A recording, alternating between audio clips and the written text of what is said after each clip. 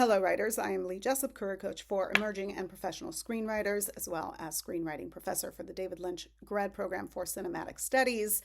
Wanting to talk a little bit today about what to expect from your manager, especially if it's your first manager and you're starting your career. Obviously, you will expect different things at different career stages, but for writers who are emerging, who are just starting out, there's usually expectations that you go in with. And representatives, specifically managers, will be able to service you in some ways or another. So let's go down the list and then talk about what is realistic, not realistic. Most writers would expect or hope for their manager, maybe expect is the wrong word, hope for their manager to help get their screenplays and pilots industry ready, become their advocate in the professional space, set general meetings, to kind of help build an industry fan base, and I'll record a whole other video on generals.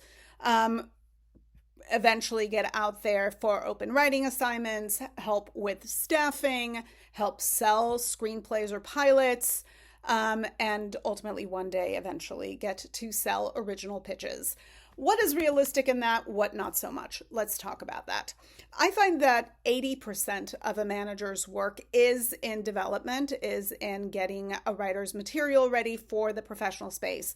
So you can certainly expect a lot of heavy lifting there in getting the material ready. A rep will get material out once they feel that it's ready. It's not going to go out a second before that.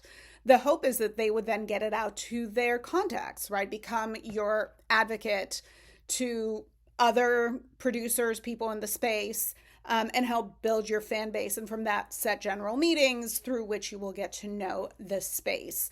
In a perfect world, we would love for your material to be sold, whether it's a pilot or a screenplay, but we know that the majority of material in the professional space doesn't actually sell. So your rep may seek to get your material out for generals more so than anything. If they think that there's potential for it on the blacklist, that may be a destination.